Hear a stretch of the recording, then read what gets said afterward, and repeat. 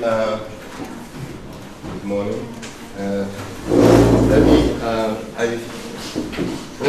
I thought I would spend 5 minutes just to follow up on PS talk yesterday on the mirror neurons, and share with you my one and only fMRI study, which is really to the point, and I won't belabor it.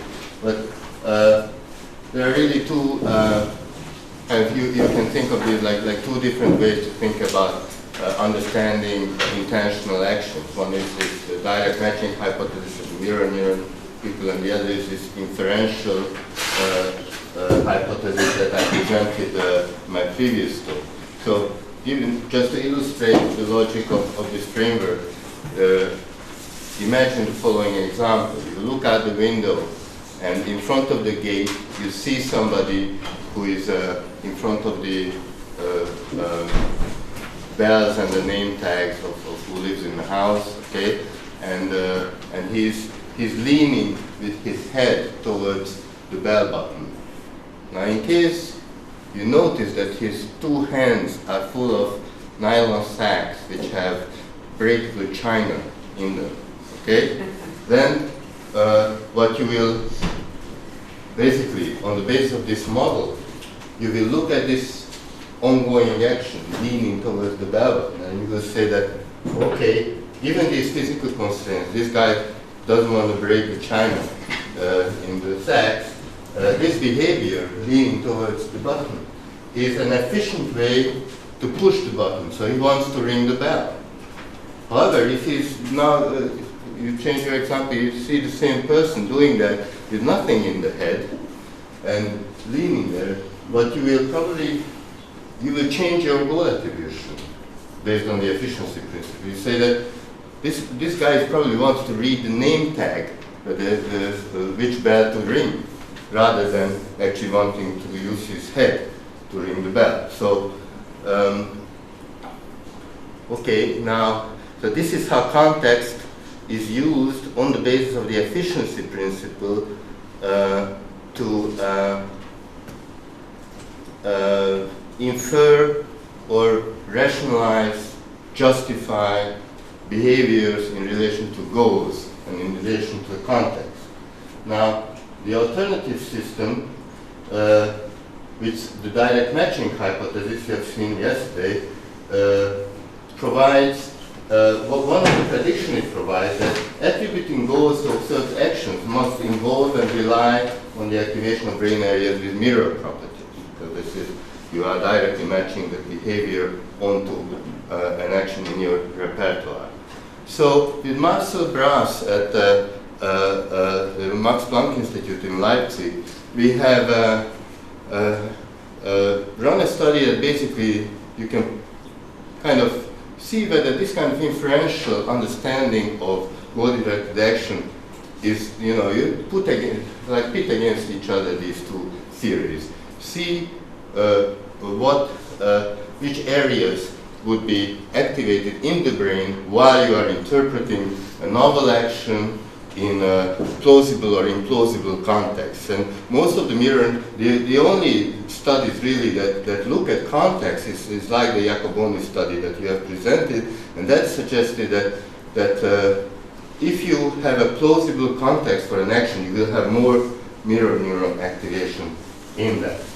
Now, what we have done is that we basically use the logic of this paradigm that you already know in an fMRI version. We have made 10 different little short clips of actions where we presented an implausible way of achieving a well-known goal, like using your knee to press an elevator button, like this, either with your hands free, which is an implausible context for that particular way of pressing the light switch in this case, or hands occupied, where you can rationalize, justify using the knee to push the light switch on, or an in-between kind of implausible but a context where you could actually reason that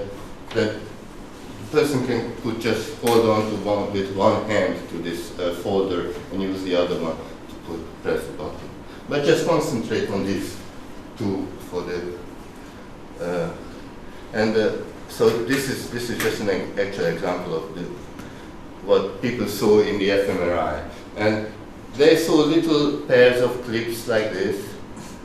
I mean, they were randomized, of course, and there were catch trials in between. That means that the actual task they had to do, sometimes the movie stopped and they had to push a button. So they were not alerted to the fact that they are seeing a rational or an irrational action. It's not so implausible because it's really at the right level for the need to do something. I mean, whereas with no bending, I mean, even with hands-free, it's... That's the way Cat does it. Yeah, that's where I might... Yeah, these are just everyday people, Pierre, sitting with the scanner here, and you will see that...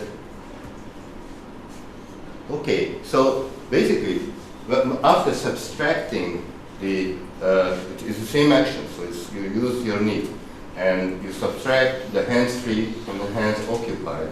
And what you get is that you get activation of brain areas that are actually the same brain areas that are dedicated to mentalizing tasks, false belief attribution tasks, and also all sorts of inferential work the mind is doing to rationalize an action, for example. The mirror circuit areas that do have mirror properties and are involved in when you see actions that are activated, they are not differentially activated. They just don't show this difference. So for those of you who the superior temporal sulcus, Gergely will tell me if I do it wrong, the frontomedial, anterior frontomedial cortex, and the posterior superior temporal sulcus. These are all areas that are typically involved in action perception that are related to goals or tasks where you have to infer somebody's mental context. And this is, when the implausible action is done, in the implausible context, the brain is automatically kind of trying to figure out what's going on. Maybe I have to attribute a different goal, maybe she has another, maybe she wants to find out whether she can do it with her legs. So you're attributing novel propositions to rationalize the action. And those areas do differentiate these actions, and the mirror system does not. Okay, so I just wanted to hook up with the previous talk on that, and now I am ready to start my talk for today, which will be a little bit more about pedagogy, and I will not belabor too much what we have already said. This is just to remind you that the general idea is that the emergence of hominid technological culture created new skills with cognitive opacity, which represented evolutionary pressure that resulted in the selection of a new type of learning mechanism that is a relevance-guided social communicative learning mechanism to ensure the transmission of such contents. And I'm not going to say too much more about that, but I want to just call your attention to, and Gergely will talk more about that, I think, the type of ostensive communicative cues that we, on the basis of evidence from infancy literature, we claim are interpreted by infants as basically encoding the fact that the person is in a has a communicative intention. So these are cues make the communicative intention explicit and change, and this will be my central point today to illustrate with some studies from different areas of early social cognitive development, that whether the same action presented with these cues, with these ostensive cues, can switch the type of interpretation you are giving to what you actually perceive in reaction. So these are, and we have evidence, and I think Gergely will talk about this evidence, that these cues, humans show human-specific and very, very early, in certain cases, proven to be innate sensitivity to these cues. So direct eye contact, eyebrow flashing, turn-taking contingent reactivity, motherese, the particular intonation pattern that is used by parents to address their children, so they're addressing cues, and being addressed by your own name. Of course, this last one, we don't claim it's innate, okay? But this is, on the other hand, there is evidence that the first word to which children show specific sensitivity is their own name, and that is around 4.5 months of age, has been shown. And our take on it is that this is because using your own name has been very, very strongly associated with these other cues which are innate. So contingent reactivity, being addressed in motherese, and having eye contact, direct eye contact, these are associated. So their ostensive kind of value or meaning is associated with your own name being used in these contexts. That's by the early sensitivity.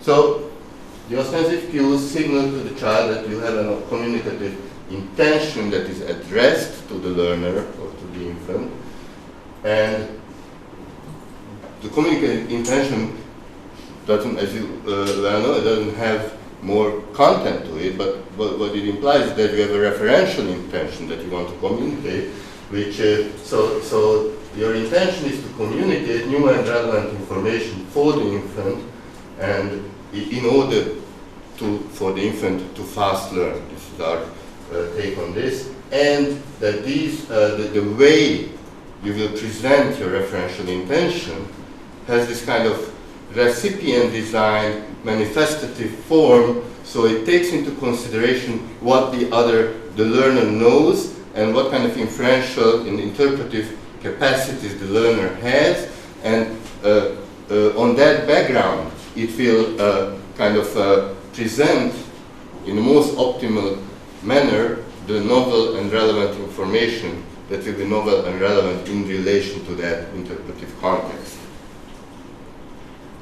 Okay, so we have talked about this, so let me just, this is basically this mutual design structure of pedagogical knowledge transfer, which really has kind of 3 moves in it. The first is ostension. These are the specific sensitivity to these ostensive cues, which are interpreted automatically in a pre-wired manner by the child, that he intends to kind of teach me something new and relevant. However, I have to know about what.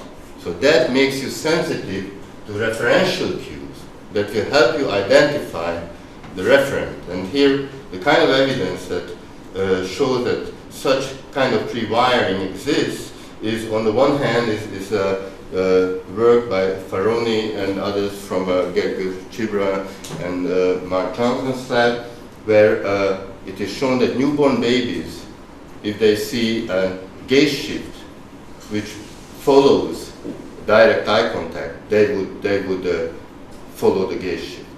But if it doesn't follow a direct eye contact, you see the eyes, but the eyes are slightly diverted, not looking at you, and then the gaze shift comes, you don't follow. So we suggest this is a mechanism that after you have kind of announced your communicative intention, now you're expecting to be driven to the attempt to the referent about which you're going to learn. And Susie Johnson, Sue Carey has shown, following up on a study by John Watson, that 10 and I think in your case 12 months old infants who see a kind of a non-human thing, kind of a blob or a furry blob or a without any human features that can beep, and you give the infant 2 minutes of experience where the infant's vocalization in a turn-taking manner are evoking beeping in the thing. So the child vocalizes, it beeps back. This kind of, or in another group you hear equal amount of beeping, but it's not contingent, it's random, it's not contingent on baby. And following 2 minutes of experience of contingent or non-contingent beeping, the thing turns to left or right. And in the contingent group, infants follow the orientation to a target object of that thing. So you can see how basically we suggest that contingent turn-taking reactivity has the same functional significance as taking up direct eye contact. It says that this is a communicative agent, it is attending to me, and I expect that it's going to reveal something about a referent. So I am now sensitized to look for the referent. And after the referent is identified, there is the manifestation of relevant knowledge, which is what the child is now expects and infers from the manifestation and fast maps it onto the referent. Because you can basically, unlike in other learning mechanisms, where you have to have different types of assurance built into the mechanism that you are not going to learn false positives. So in associative learning, you have to have a lot of repetition before you commit yourself to learn that contingency. Because if it's enough repetition, it cannot be by chance, so I can learn it. But here, you kind of bypass that, hard work, because you are building, the learning mechanism is building on the knowledge and the benevolence of the communicator. And that provides assurance that what is going to be communicated, I can immediately learn. Because I don't need to test it, because I can accept it as kosher stuff, I can learn it immediately. That's the idea. George? Yeah. I have a question about the slide. So how strict is this order from ostension to reference to relevance? I mean, that it starts out with ostension, it's plausible, but in how far does reference have to be the necessary? No, it's more of like a... Because in terms of actual time, I mean, it doesn't have to be ordered that way. I mean, it has to coincide. So you have to identify the referent while the manifestation is taking place. So the three actually can happen basically. I mean, you first address the person, then you do something to identify the referent, and you immediately, while you're doing that, you can also present, name the object. Look in joint attention. You look at the object, point at the object, and name it, for example. So, yeah. I can't resist asking a question. Why does the ostension have to teach or inform me about something new and culturally relevant? I mean, you can have the same thing. So the child has lost a teddy bear, and and then she sees it. Will she be surprised because it's not culturally relevant, because it's episodic, and say, oh, that's not. I'm not being told something. I'm just being told where my teddy bear was, so that's not properly done. No, okay, so this is the question that you, in the discussion yesterday, take good care of removing from the discussion at the very beginning, saying that this is the kind of stupid idea that Gergely and György are making. There's no sense to saying that this system is driven to transmit semantic content and not episodic content. And this is Dan's view, and you know what, we will try to make an attempt to defend this stupid view here. And well, it's a great view with a twist which I don't see. In terms of this is the same structure as relevance theory has for communication. We are just trying to show how this could have and must have worked for a restricted and specific domain, and that, of course, it's what was first, whether we are right, whether you are right, probably you are right anyway, or maybe not. So basically, it's more important. I mean, that this is how you communicate, and this is also how you transfer new knowledge. That's one. Okay, that's just a little subspecies of communication. Yeah. This is a clarification question for a few people who work within the framework of relevance theory, like me. And because you use relevance in a way that's very different from relevance theory, especially since you postulate that relevance is a mechanism, whereas in relevance theory, relevance is a property. And this is going to make a big difference, and I'm not clear about your definition. It's not a mechanism, I wouldn't say it's. There is a mechanism to. You said it's a mechanism, so that's why I was confused. There is a mechanism that, in a certain, there are two ways you can. I'll give examples of this. So, an intentional action, like hammer a nail in, for its primary function. In contrast to show you how to hammer a nail in, when I know that you kind of know how to do it, but you don't know how to hold the nail. So there is a modification of the way you perform the same intentional action, but now it is in order to highlight the part that is relevant for the learner who he doesn't know yet, and I would highlight that and emphasize that this kind of knowledge manifestation has this, similar kind of morphology to pretense, I would say, just to give an idea of exaggerated partial manifestation or pointing at or demonstrating that part of the knowledge that I know you don't know yet and I think is relevant for you to acquire. Or you should acquire because it's relevant. So you think that you could dissociate tension from relevance? So you could ostensibly communicate something that would not be relevant? You can, but that would be an ill-formed.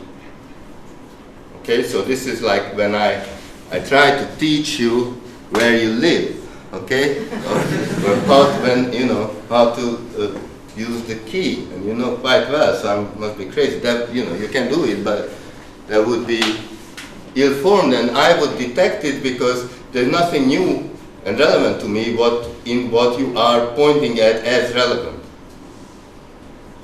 So I am doing the inferential job. You are just helping me to zero in on the right inference, just as in relevance theory. Okay. For me, it's quite different from relevance theory. Right. For me, not. It's a bit. All right. Okay. Let's come back to that after some examples. What I will claim now, and this is kind of the topic of my talk today, is that this kind of perspective or mechanism provides a qualitatively new perspective that can be used to radically reinterpret the functional nature of a number of central phenomena that has been emphasized as very important in early social cognitive development.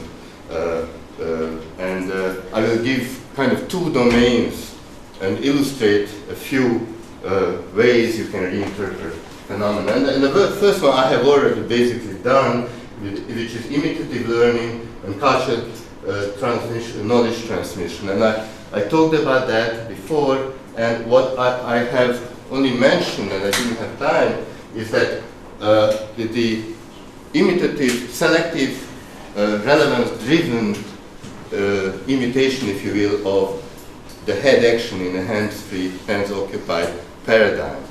We suggest that the inferences that underlie identifying in the hands-free case the head action as relevant and to be learned are driven by the ostensive cues.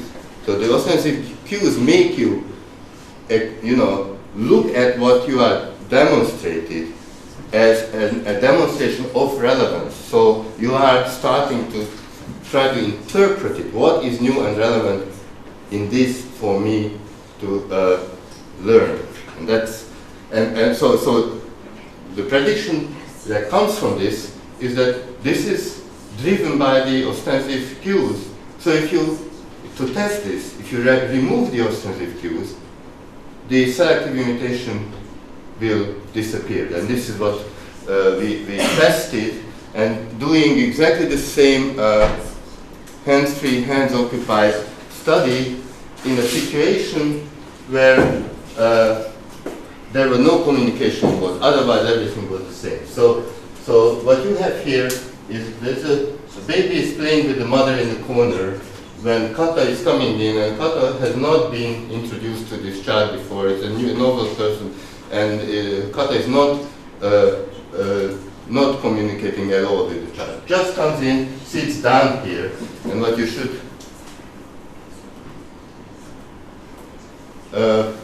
notice, she says, "I'm cold," so she's doing exactly the same thing.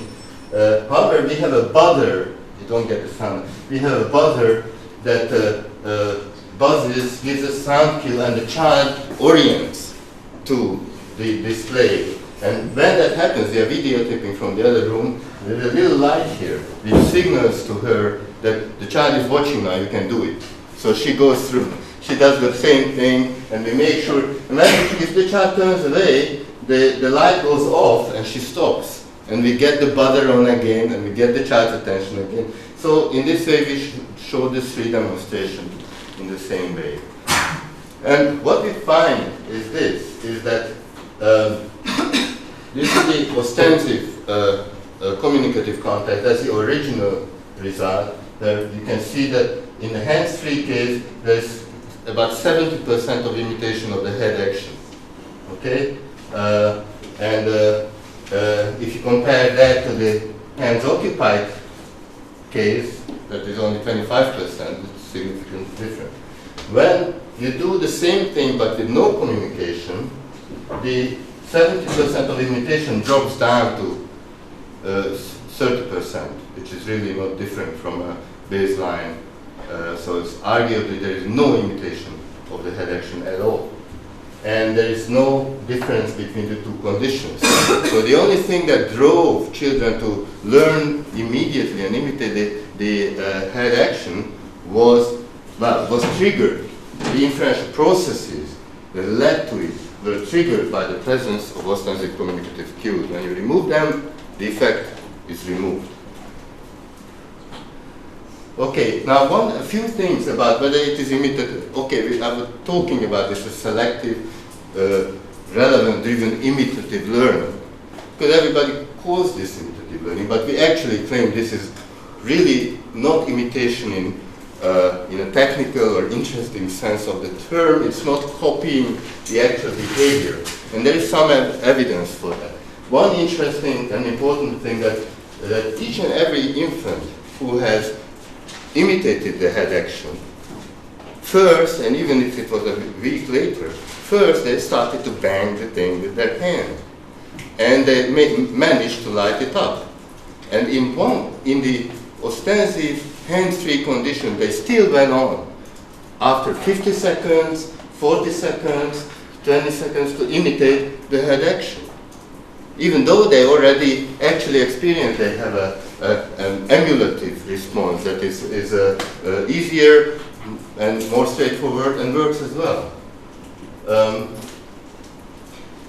Now, we also kind of noticed that we use Meltzer's criterion for coding whether there is imitation. The Meltzer's criterion is that if the child approaches to 10 centimeters the object, then you code it as a head action, because he obviously attempts to make contact with the head. It's quite fine, and we were using that.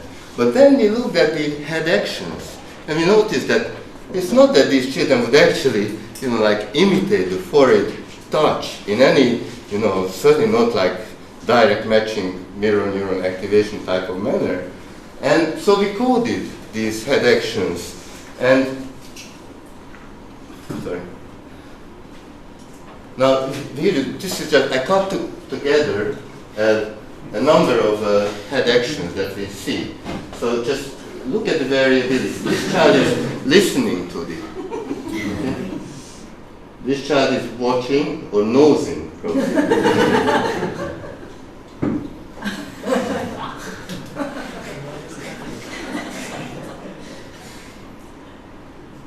He is listening be the other ear.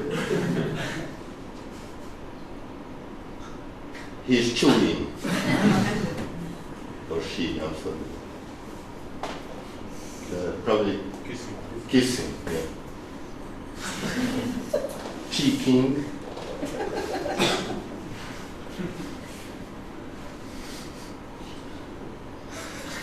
Sleeping.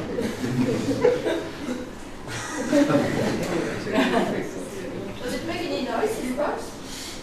Sorry? Does it make any noise, this box, that they are all kind No. of listening to it? It's just making light effect.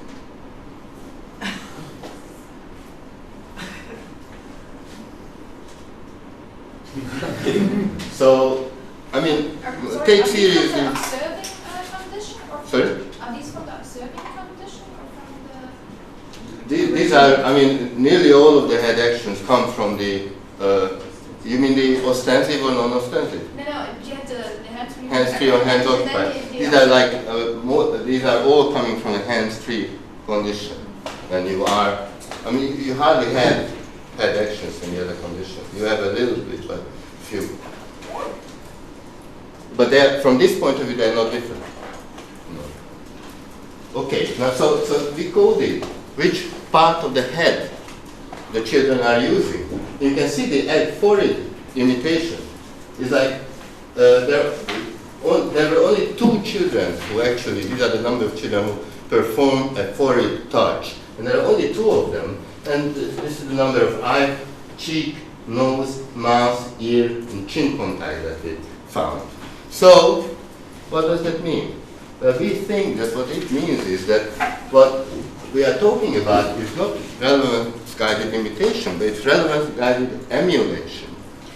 The relevant and new information that is transferred to the child, or that the child infers from the demonstration, is re-specifies the sub-goal the child would identify just by watching this action. So it says that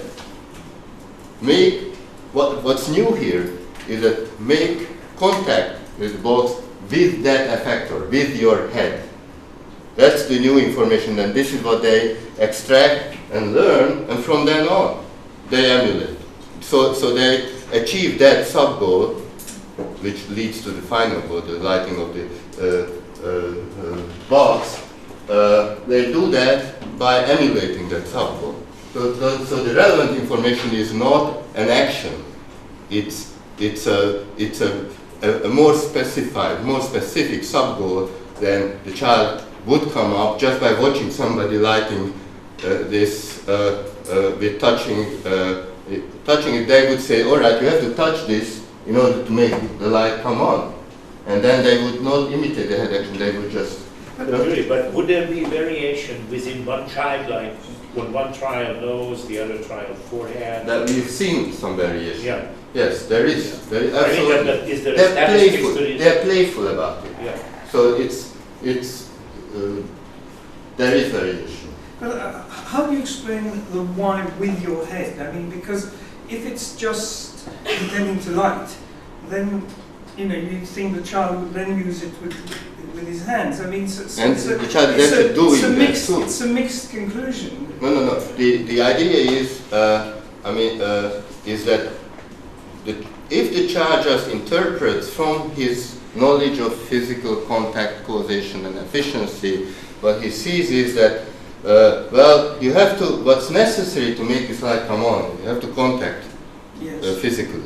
So, just like with the experiment, you would just do it with your hand.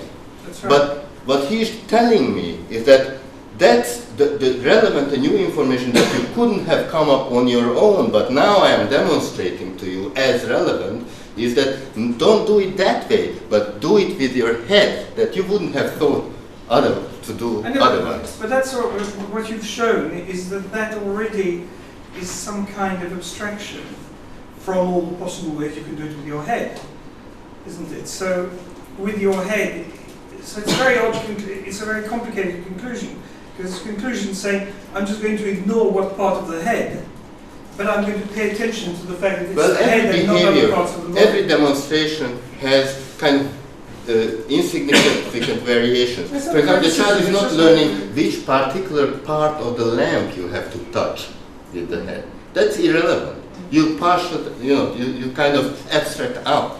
What is a common, what is significantly different here is you physically, I understand you have to make contact, and normally I would do it with my hand, but he is showing me to do it with the head. He's not showing me which side of the lamp I should. That's, you could come to that conclusion, but you're not. Yeah. You said something interesting a moment ago that, and Really? Sorry. The babies are being quite playful, and the mothers were all entertained. They find it cute. Actually, the second looked almost embarrassed. Is there any difference? I was just wondering if the babies who were more playful had mothers who were more entertained by it. Were there any mothers? We just don't. I mean, we don't. You would need some enormous sample where you would pre-test them for playfulness, or we just don't know. There was a direct, there could be any direct reading from the mothers. Yeah, but then you wouldn't get the difference between the conditions because we are randomly selecting these mothers, so that cannot carry the I just meant in the degree the playfulness, and the playfulness was the evidence for the simulation as opposed to imitation. I just don't know the answer to the question. I mean, I understand that there might be children who are providing more varied responses, or they are freer, not conformity seekers. I don't but we just don't have that kind of evidence. Yeah. Is there a way to control for the possibility that hitting the light specifically with your forehead is more of a fine motor skill or coordination that an infant might not have, and therefore they're hitting with their chin or their nose because that comes before their forehead, or they tend to don't want to lean over as far? I mean, you could make that argument. We have no direct evidence to rule that out, but I wager that putting your lower left ear on is a more difficult thing than you put forehead. Yes, but you lose eye covering of the environment. If you do the forehead movement, the only visual word disappears. And in the other, no, really, that might be a factor. That the child doesn't want to lose. But that, why that wouldn't work, I think it's a great idea. It's because the most often, the nose and the mouth comes up, and then you have the same problem. You don't see the environment. There is a little angle difference. Right. I mean, a visual guy would explain. I hope that a lot of follow-up studies will figure this out. Yeah. I mean, a Gibsonian would But sort in of. your pedagogy account, if you corrected them afterwards and they say, no, do it like this, like again putting on the pedagogy, they should focus now on a more refined action. Response discrimination. Yeah, but Good that point. would be response discrimination Good in point. the Skinner. I agree. Yeah. I agree. Predicted from the theory by you. Yeah? It's unclear to me whether we're at clarification or discussion. If this is discussion, I have a substantive issue, but if you have more material, then I have more material, so can we come back to? I really would like to say something about something else than imitation. Okay? that's what I thought. Well, first of all, just one last word about we have been doing this with autistic children. This is done in Paris by a student of mine that is at Jacques Nadel's lab, and this is they use a kind of a different object allegedly in order not to hurt their heads by banging it. So they use the thing that makes light and sound, and there are people who say that autistics have a deficit in imitating. What we find is that, first of all, they imitate this head action more than normals. I mean, they are over 70%, basically at ceiling level. Interestingly, they just don't show differential imitation. So they seem to be not sensitive to the communicative intention, meaning of the ostensive cues, and they certainly not try to make differential inferencing about hands-free, hands-occupied. They just don't care. They like the effect and they do it. And they don't seem to show a deficit, an imitation deficit, which actually is kind of, there are other converging evidence to show that they really don't have a deficit in imitating, but they may have a deficit. If they have a deficit in pedagogy, is because they have a serious deficit in sensitivity to all of the 4 cues I mentioned. So they are not sensitive to their own name. They are not preferring motherese. They are not preferentially seeking out contingent, high but imperfect contingency activity, and they have a serious deficit with eye contact.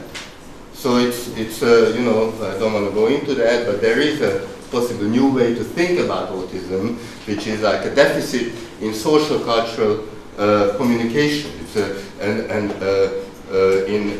in learning about the world through the other mind, not necessarily theory of mind deficit. Okay, I want to go now to a different domain, which is triadic object-referential joint attention interactions that come up around 1 year of age, and there are various, the one important and often researched is when around 1 year of age, the child is pointing at, there's a new object, and the child is pointing at it and looks back and forth between the parent and the object. Okay, this is like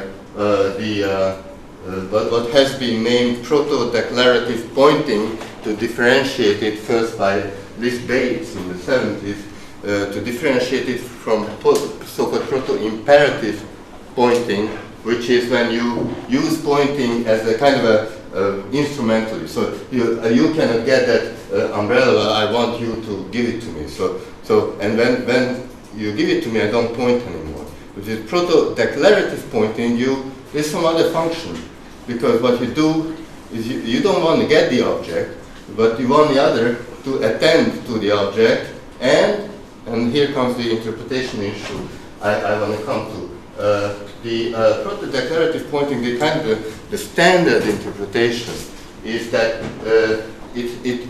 you do that, the child does it in order to share his interest and experience about the object. So this is the line that my friend Michael Marcello would be defending that what the child is doing, and they have done a lot of wonderful studies on this, is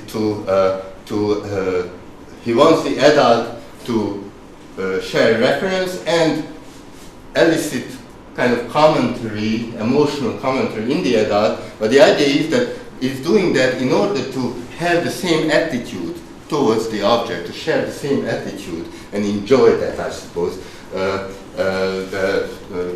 this kind of shared joint attitude exchange to the object.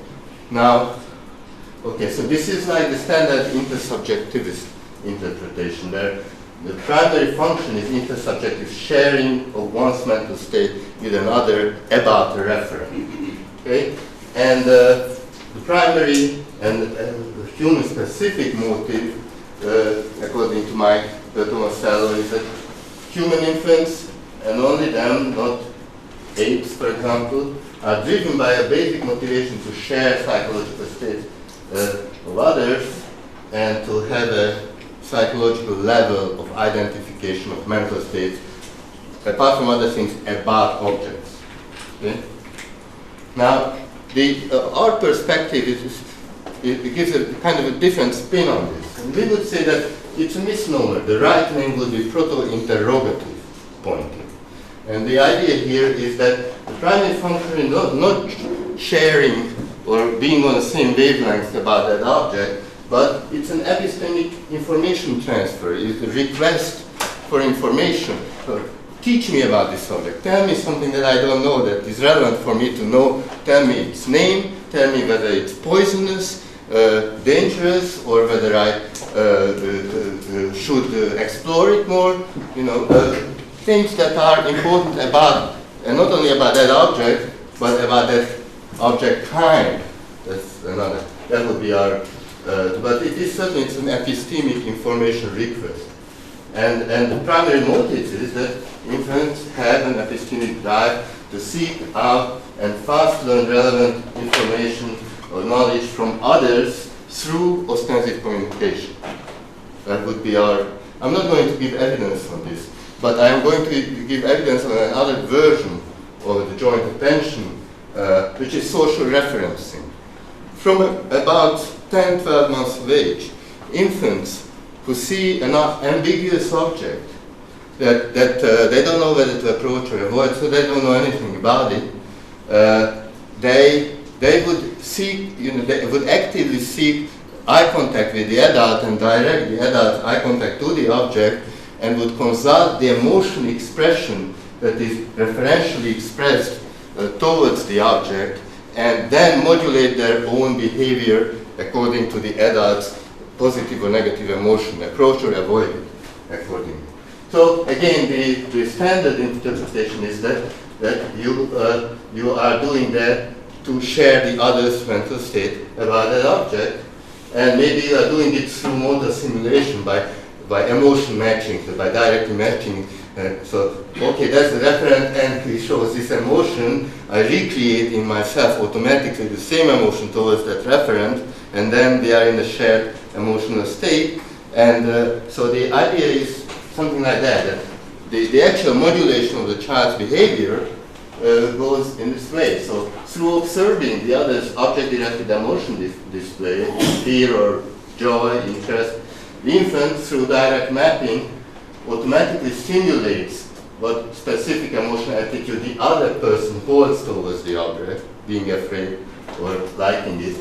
And from this simulated mental state, the infant then can internally simulate what type of object-directed action the other would be likely to do, approach or avoid it, and then use the simulated emotion and the likely action tendency that you simulate to follow from that to modulate your own behavior. However,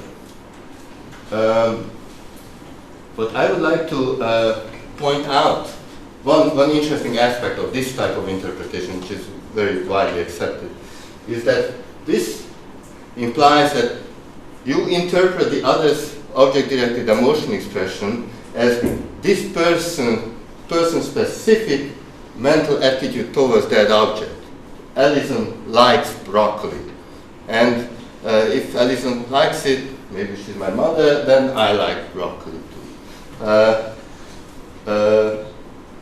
But it is a relation, a mental relation between that particular person's mind and the object. Okay? However, there really, you should see that object referential emotion expressions are underdetermined. They are ambiguous, and actually multiply ambiguous, but I just point out two ambiguities. It is possible that it expresses, Alison, behavior expresses that she likes broccoli. I can read this out from it. However, maybe this is really not about Alison's mind. It is about the broccoli's property that she is demonstrating or teaching me. Broccoli is good. So you can have a very different valence property of the referent kind that is being expressed by the valence quality of the emotion expression. Okay, so there's, I don't know if you notice this island of Buddha here, and my informant is sitting there and telling me this. This is my daughter, when she was 22 months old, was eating cheese with Gustav, and she, I was still an subject to this or something, so I said, you really like cheese, don't you? She said, I don't like it, it's good.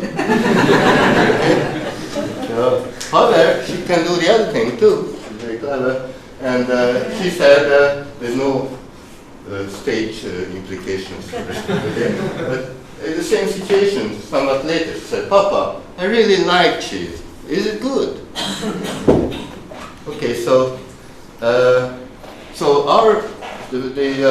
natural pedagogy approach suggests that Well, maybe what's going on in social referencing is really that the child is setting up an object-centered interpretation because ostensive cues work to bias this, this ambiguous situation to help the child decide which kind of interpretation to give it, and it says that it's not about his mind. I'm not learning about his mind. I'm learning from his mind about the object, and actually I'm learning about the object kind.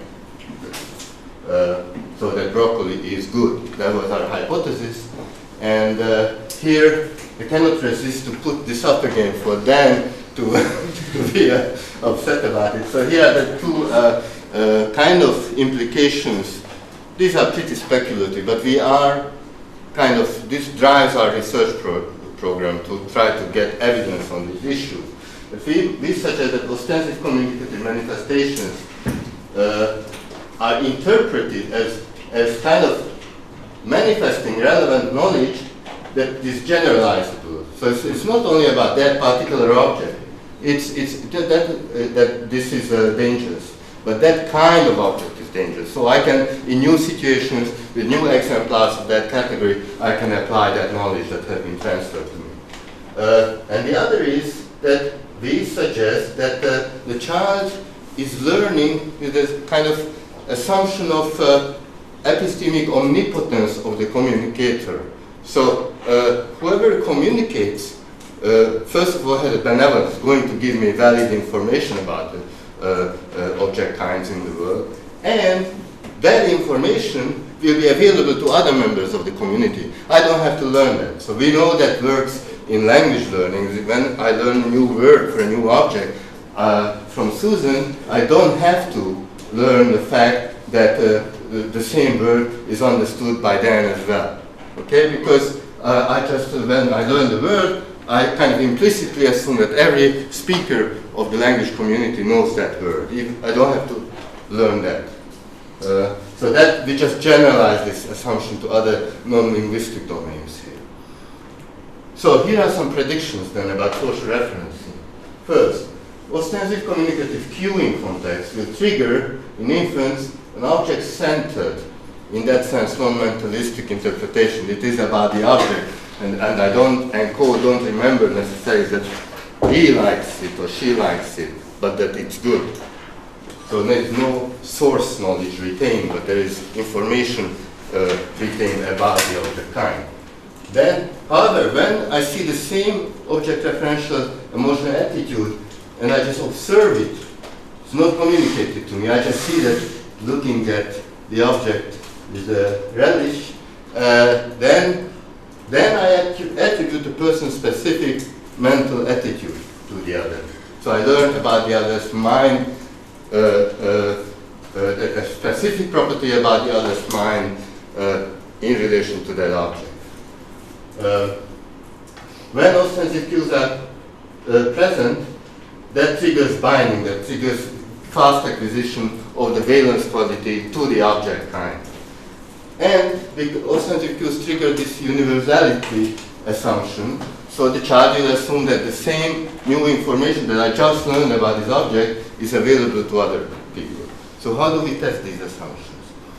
This is what we have done. This is we have two studies. I'm telling you about one study. One is 14 months old. This is with 18 months old. It's a much simpler design, and I circulated the 14 months old paper. So if you can look at that for a more kind of complicated design with 14 months old. But here, apart from this being a kind of a nice design, we also managed to manipulate presence or absence of ostensive cues and see whether that really changes the interpretation the way we suggested it does.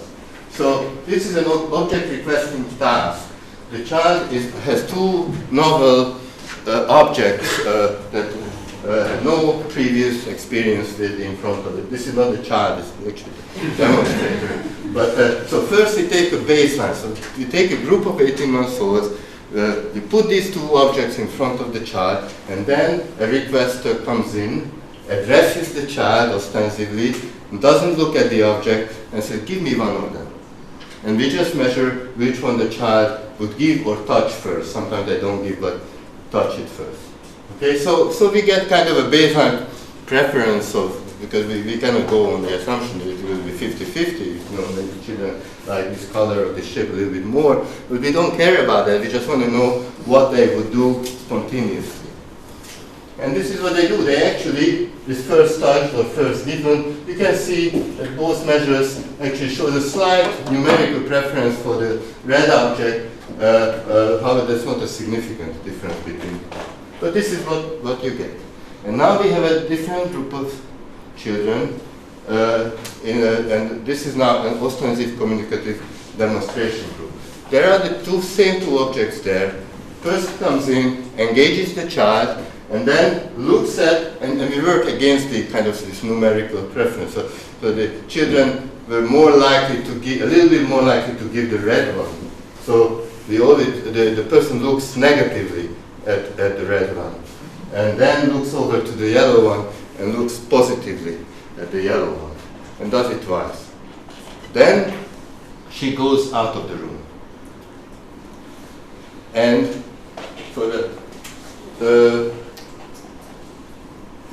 before the test, let me tell you about the other group, which is the non-ostensive group. Everything is the same. Only this person comes in and looks at a little tiny spot in the middle of the table. It's very hard not to communicate with children, so we have to give a focus point to this person. Just look at that, and then looks over one of the objects with negative and to the other with positive, and never engages the child in any interaction, and leaves the room. Okay? And then in the first test condition, another person comes in. She goes out, another person comes in, goes, addresses the child and says, give me one of them. And you know, we see which one the child is giving, whether the emotion demonstration has changed the baseline preference. And what you can see that in the ostensive cueing condition, this was the baseline. And this is now the experimental group who has been ostensibly demonstrated the opposite emotions. You can see that there's a significant flip over. So they learned that after all, the blue is good and the other is bad. So, and I generalize this, I'm very pro-social, and I assume that all people then know what I just learned, and I will give this other person, not the demonstrator, this other person, the object that the previous teacher, ostensive teacher, has demonstrated for me to be good. However, you can see that when the same information is presented to the child, but in a non-ostensive condition, there's no difference from the baseline. Child continues, as if, well, the child continues to give this, yeah? There's a significant difference between the two conditions, because it doesn't look like it. You're comparing baseline. I am always comparing the baseline to the experiment. I'm interested whether the child is changing the baseline behavior. Yeah, I understand the question.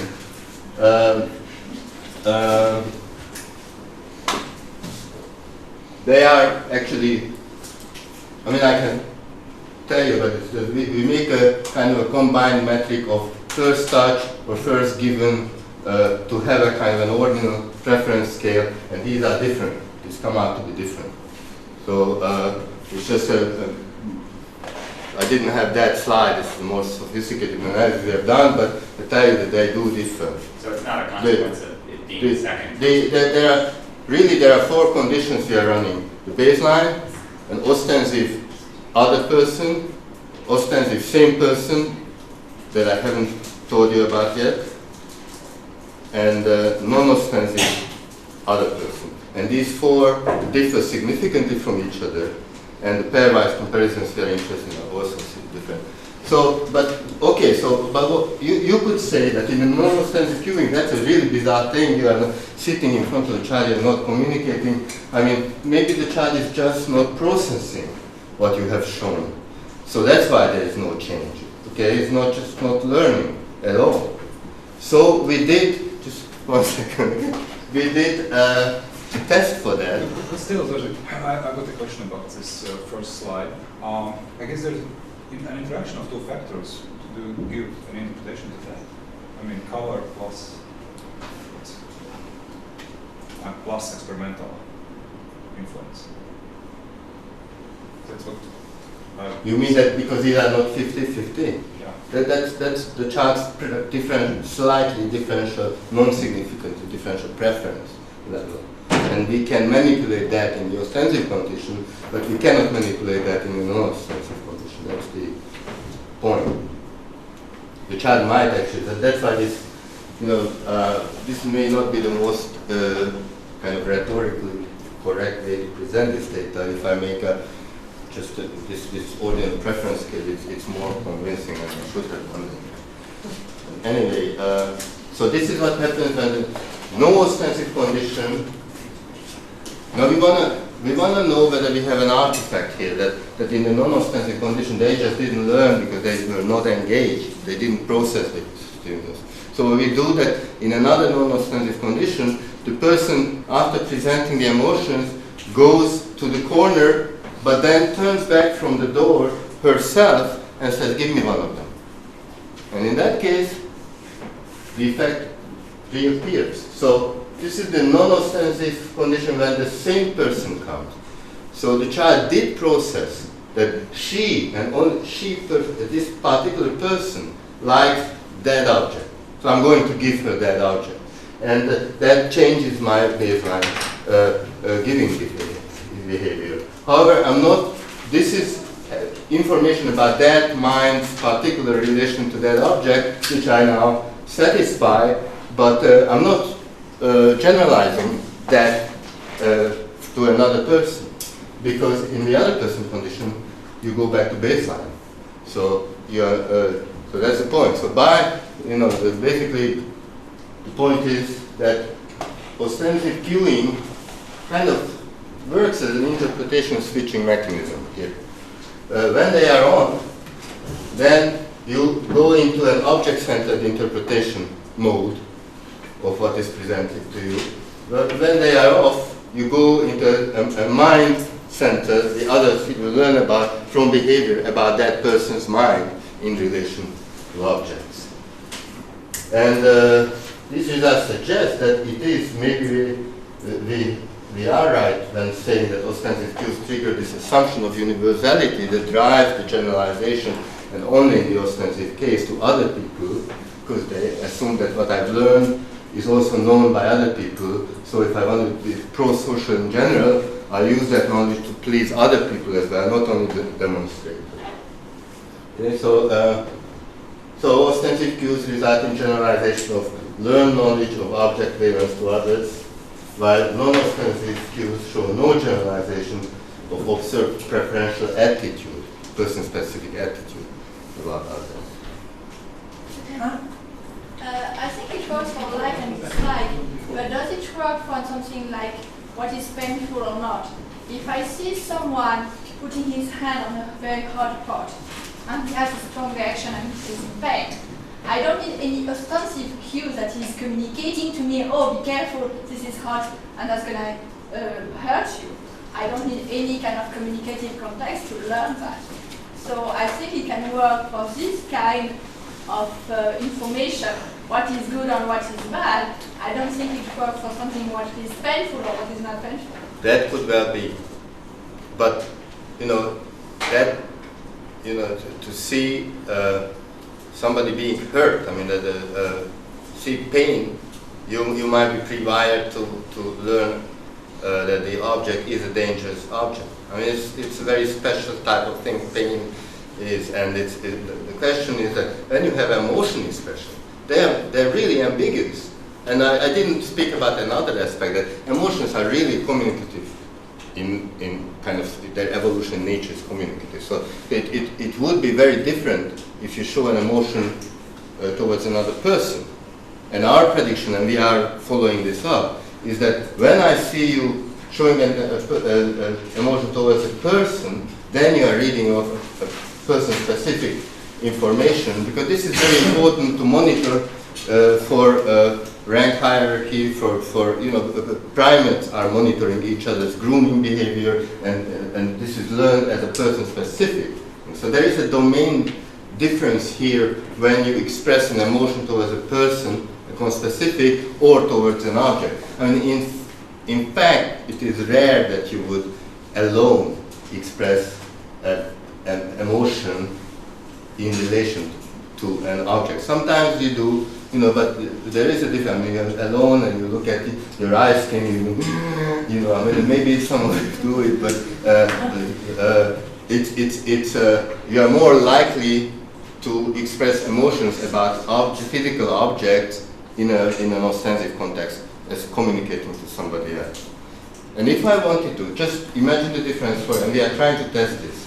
But if I look at Csaba with anger, okay, and you see that, but I'm not communicating to you. You probably would encode that Gyuri dislikes Csaba. But if I look at you and then point at Csaba or look at Csaba and with anger, then I tell you that this guy is not worthy of love. This guy is dangerous or should be not liked by you as well. So you are communicating something about Csaba. Oh, sorry, that should have been a positive example.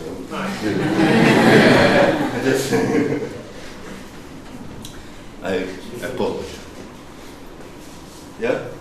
So now you're focusing on ostensive cueing, but in previous talk you were talking about sort of two components of this pedagogical situation, one is ostensive cueing and the other one is understanding that sort of inefficiency or obscurity of an action. So just identifying it's as not the most efficient way to achieve the goal, or in this case it could be as something that's strange to me as an observer. So for example, if you were communicating some preference that was similar to mine, that would not promote the pedagogical situation, whereas if you are communicating, showing some preference that looks strange to me, that could be one more indicator that this is a pedagogical situation. It's something that looks sort of inefficient, and it indicates that this is something being taught to me. So I wonder if it plays the role in the fact that here you were using the less preferred object. It could just a little bit intensify the effect. It's not questioning results in any sense. I just wonder if you think. So you're basically saying that if you already have a preference for that object and now I communicate to you the same expression, the idea would be that I would probably give you some more relevant information that your preference is actually a shared preference among others, and it's true of that object. But it could be the other way, actually. So if my preference, I interpret it as my personal preference, right? But if you are communicating to me something that's different, something that looks obscure, strange, that's second component promoting pedagogical situation, that you could be teaching me cultural knowledge that I'm supposed to imitate. Are you suggesting that there has to be a mismatch for this being a communicative? Is that? Promote a mismatch. In my opinion, promote. The mismatch increases the kind of maximizes the information content or the relevance of the knowledge. If I'm teaching you something that you kind of already know, then I'm really not transferring that much information. That's the difference, I think. If I'm getting it. I'm not completely clear about that. Do you really think that this hypothesis about universality per se could not just be interpreted as relevance? Like, it would just not make sense to ostensibly transmit an information about an object if this information is not useful in a more general way than right now. So, but you could, if you are communicating, you could communicate about your personal preference. And I think you would do it differently. I think what you would do then is you would do something. If I ostensibly want to communicate to you that I like this kind of food, then what I would do, I look at you and then I look at the object but kind of point at myself and do the expression. If I want to teach you about that object, I wouldn't do that. So I think that the default would be in a communicative context, that you learn about the object, and if I actually want to teach you about something person-specific about me, I have to do something extra. I have to kind of lead you from that default to a different interpretation, that it is about me and that object. I mean, we have not tested yet, but this is kind of, I was thinking about that, and it would be my intuition if I imagine what I would do to avoid you, to say that I really like it, but you shouldn't learn it. I mean, this really, you shouldn't learn that about that object, but you should know it about me. Then you would kind of make an extra, you would do it differently. You would allow the other, in order to lead the other to the right interpretation. Yeah? Your suggestion here, and first I really like the whole thing, and apart from the mistaken bit.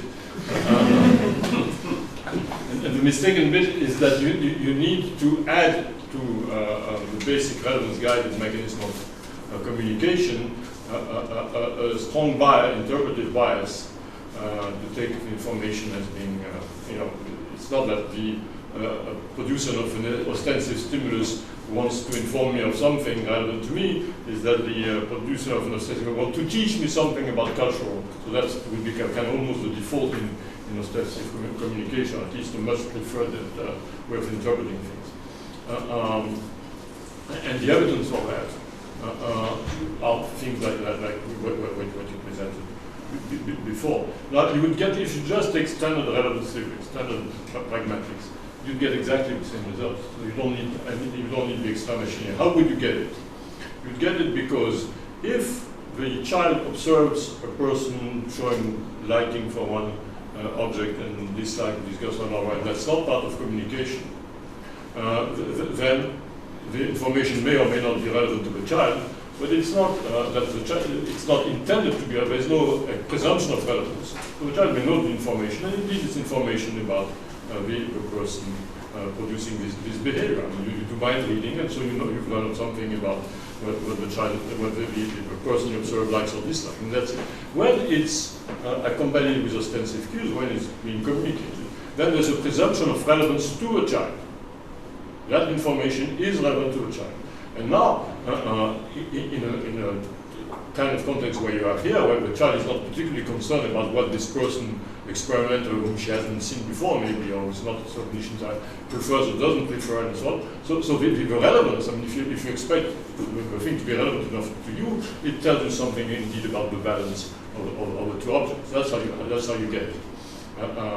And so you would get in this situation exactly the result you get without adding preference for generalized and cultural information. So how could we control for that? Well, have a situation where it is optimally relevant to a child to find out what the person likes. So imagine a situation where there are two objects, and the child can have one, and but the other person chooses first. So then it becomes relevant to know what the other persons prefer, because you know you have the other one. In particular, if the other person prefers the one you don't prefer, that's even better. So you can. So again, if you focus on a situation where the only way you get relevance is indeed by a communicator in whom you're not particularly interested in communicating something about objects, then indeed it's going to be about general properties of the objects. Create a situation where there is a personal interaction, and then you can modify this as much as you want. I get the point. So let's assume that I see that I have two objects, and I see person communicating that he likes this one, and I see another person communicating that she likes that one. Okay? Now, would you say that for me it is relevant to learn about the person-specific liking, because that would help me to predict his behavior, which one he's going to choose? It depends if I'm interested in predicting their behavior. So create a situation where you're dealing with people with whom I'm interacting, with whom I'm sharing objects, to whom I'm giving. We play a game where I give objects to different people, then it becomes relevant to know which object they prefer.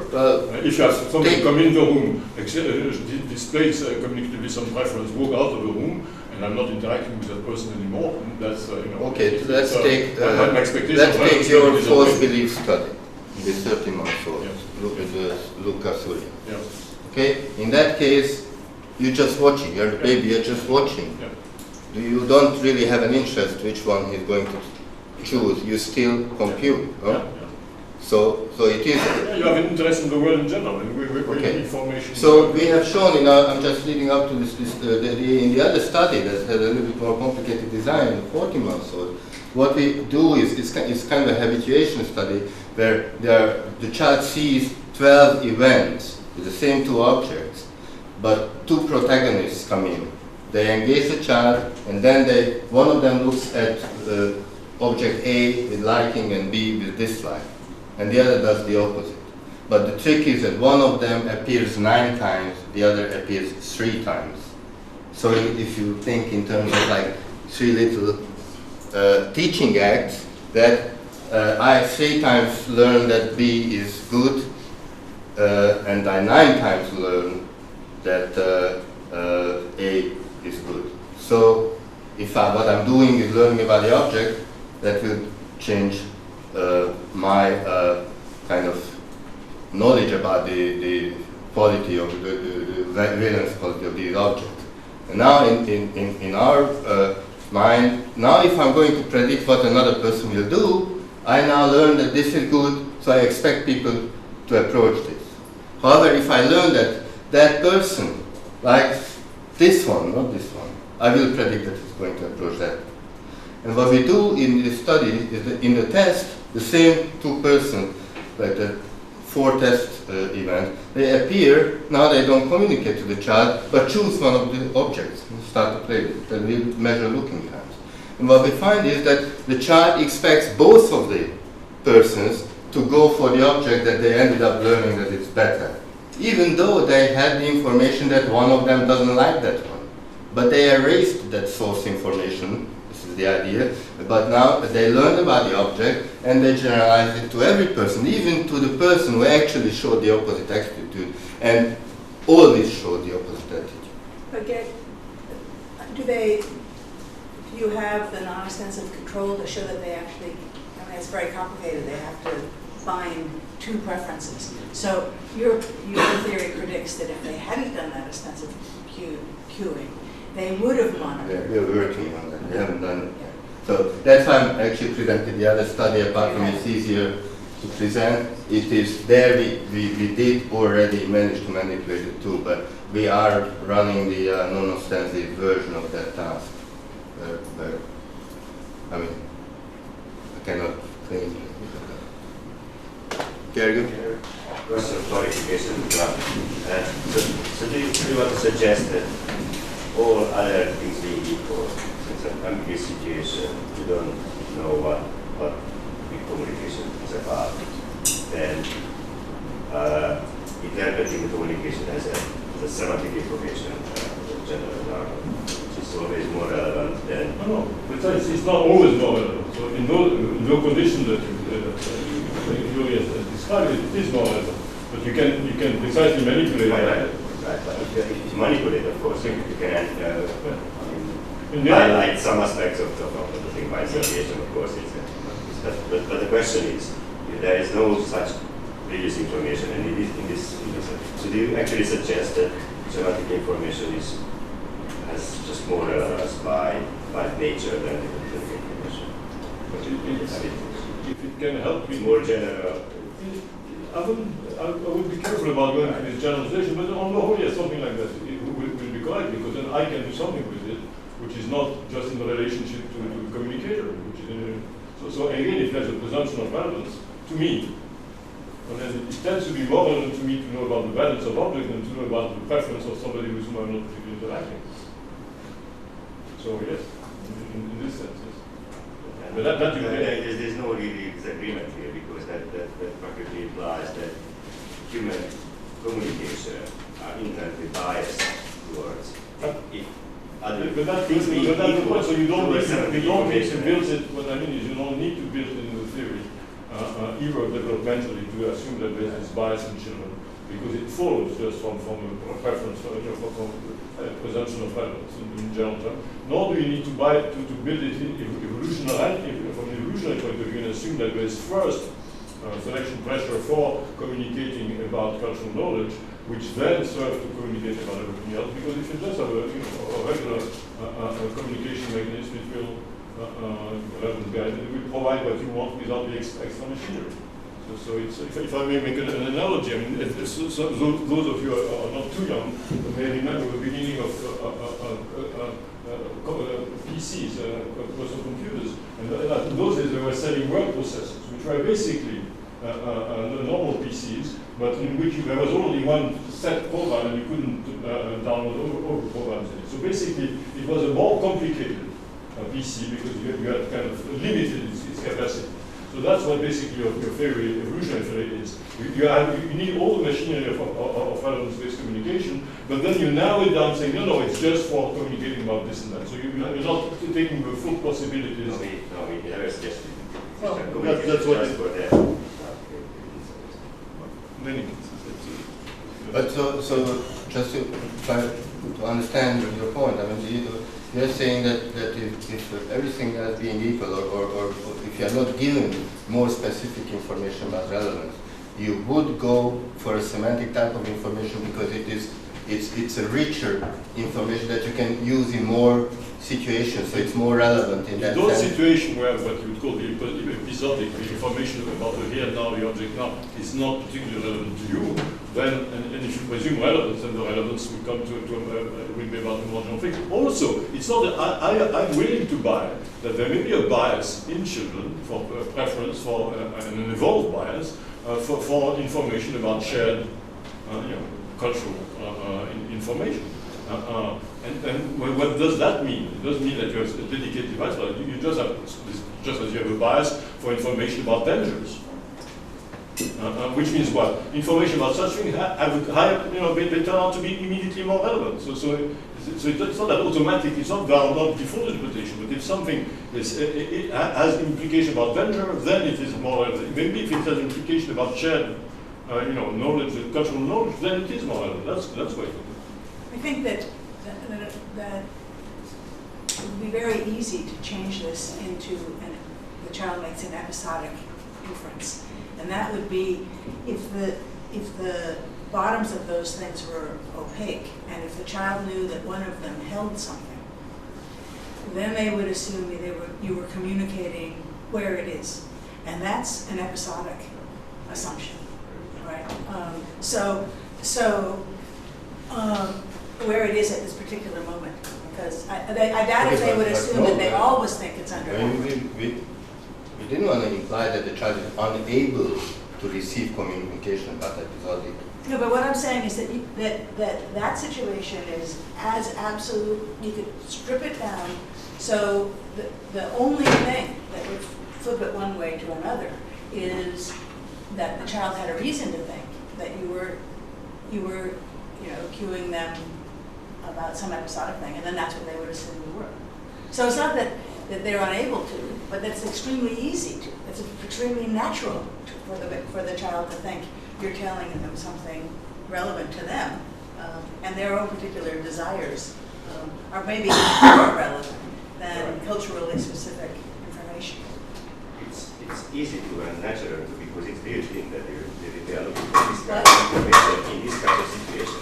It's not easy because it's easy by itself. It's easy because this is what towards their bias. What does make it easier to receive the information that something is good, that something is here? It's not easier in itself. Yeah, but you're the ones that are saying that there's some basic preference for culturally general information. Yes. I mean, but this is easier or more natural to conclude that that was the content of the communication because this is built in, right? This is what all we suggest here. You're suggesting something stronger. The first slide which I interviewed was that when you have an ostensive, it is taken to the default assumption is here the communicator wants to teach me something about what something culturally relevant information. That's much stronger than having a preference and finding that cultural information is highly relevant. So that's much stronger than I believe it's too strong. Because in fact, most communication, even with small children, is about particulars, about this object being there at this moment or this system. basically the best of two plants to eat or whatever. So Even very, very, very recent design actually. Which very surprising prediction coming from the inner task. I don't know whether all of you know what the inner task is in French. So that's a Piaget described it many years ago. So the children between 6 and 12 months make a characteristic mistakes when searching for objects. So when you hide an object to a location and you let the retrieve it and retrieve it a couple of times, and then in front of their eyes you hide it in another location. They will go for the first location. So personally. No, I'm not going to go into the details, but it turns out that how much they communicate there depends on how much social information is present here. This is an episodic fact. Right? They should know where it is. Right? They should just code it where the object is. Right? If you do this whole task without person, so it's done by a student or but the mechanic will eyes the object several times and then hide it. They don't do it. So if there's no social information present, then one particular interesting prediction would be here is that the social information, it is because someone communicatively hiding in front of you, right? It will actually prevent you from encoding the actual location where it is. And in recent application, actually, it showed that it actually depends on the ostensive cues. So not me, because I wasn't involved. I'm very happy with it. So, what these researchers, so George's colleagues, did. So they did the NLP task either ostensibly, so you will show the child, look, here it is. Or in another situation, they do it exactly, but never looking at the child was hiding. And it turns out that the NLP guy was it's there, very strong in the aesthetic situation, and it goes in the situation. It's a very counterintuitive prediction, right? But it comes again from the fact that probably what happens here is that when you show several times for the infant initially that I'm hiding here, that right, they encoded that what you show me here is not that the object is there, but what you show me is that this is where you should find the object. This is some of the information, right? And it overrides the later information. Only if the person is. So we are working on that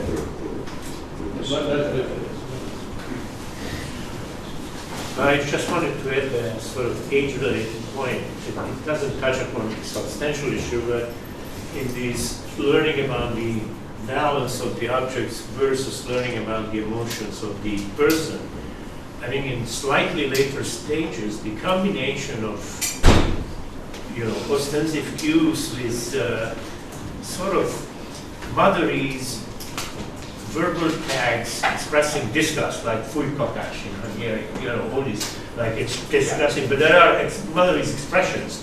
And those, in my judgment, according to the theory, would imply that now I'm telling you semantic knowledge about the object, not about my disgust, but that this stuff is dirty, you better avoid it, and so on. So it would be interesting to sort of see with slightly older infants what happens if you do this looking at emotion expressing things combined with these sort of categorized, because in motherese these are like at least in Hungarian motherese, these are object property categorizers, which are not used in adult language anymore, but in child speech they are very prevalent. So that's just an addition. I mean, it's not questioning your things, but if you move to 25 months or stuff like that, it would be interesting to create experiments where you combine these things, or not combine. See, I don't know the English sort of motherese terms for this. Yeah.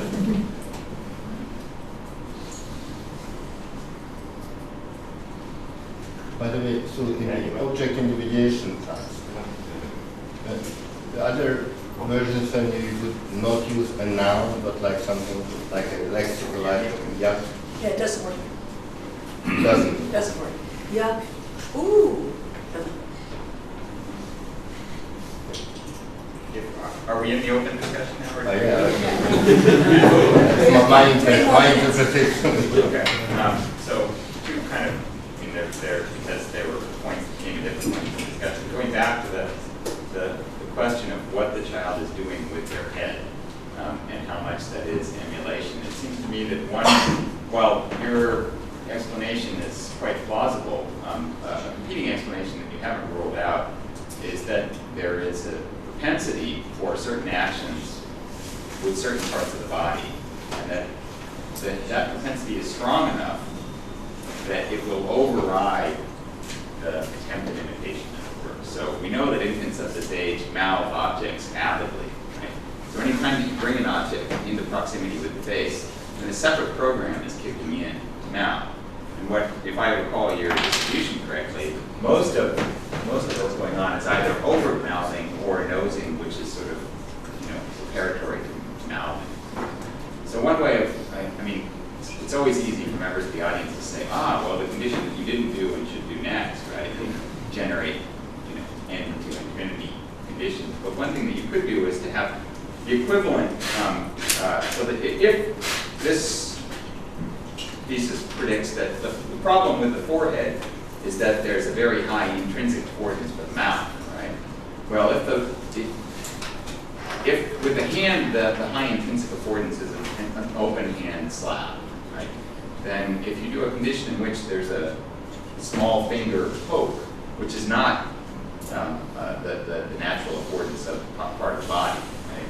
Then my expectation would be you'll see a lot of hand slapping and not a lot of small finger poking, just like you're seeing a lot of kissing and mouthing and not a lot of forehead touching, right? If, on the other hand, you get a change in the frequency there, then it's not a question of the intrinsic affordance of part of the body. I think I agree with this. The point, but I don't see whether this is really contradictory to the point that what we are having here is goal emulation. But because the point is that there's no information that would make you suppress this more, like a prepotent mouse response, because it is within the same category of touch the object with your head. So there's no, so you can allow your head to do that because you're not suppressing that. No, that's an interpretation. That's an interpretation. I mean, another interpretation is there's a very strong, that the system is in fact attempting imitation and it's failing because of the very strong predisposition to use the mouth. Okay? And your data do not allow you to rule out that competing explanation. Well, it would be hard to make it to the real. I mean, there was a previous suggestion which could clarify this. So if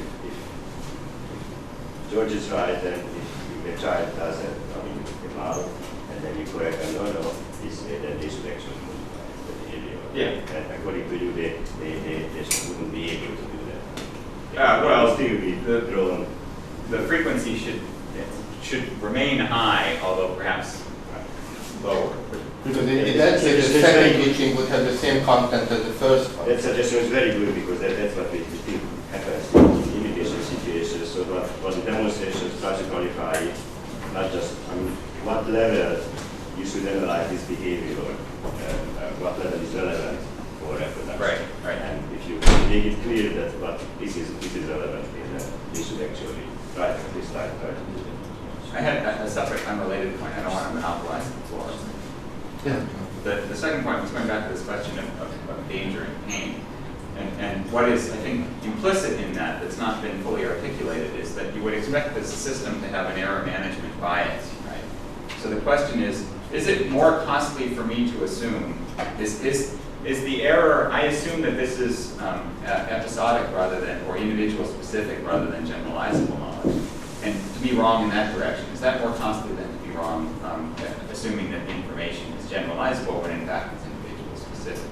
So pain and danger are just one particularly striking case of this, where if I assume that in fact it's just this individual is particularly sensitive to flame, and most people are not, right? It's a very costly error than assuming that in fact it's nothing about this individual and it's generalizable, when it turns out it's only about this individual. So that should pervade all of the different variations that one can think of, which is the less costly error.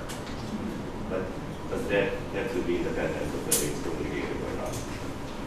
If you just observe it, you should get that by some types of error, some more positive than other types of error. Well, but if you think about the communicative intent, right, it may be that I agree with you that it's orthogonal in the sense of if you're dichotomous between whether there are extensive cues or not, right? But you could assume that an individual might have communicative intent about their own preferences, and that communicative intent is not generalizable about all people's preferences. And the question is, can you come up with situations, and I think that the pain danger one is one of these, right, where that's a costly mistake. So the system should be biased. And then you flip it around and say, can you come up with situations where you assume, in fact, most people like cheese, right? But Daddy doesn't, and it's important for me not to get that wrong. I think we have to finish at this point, so we can discuss it later. Okay?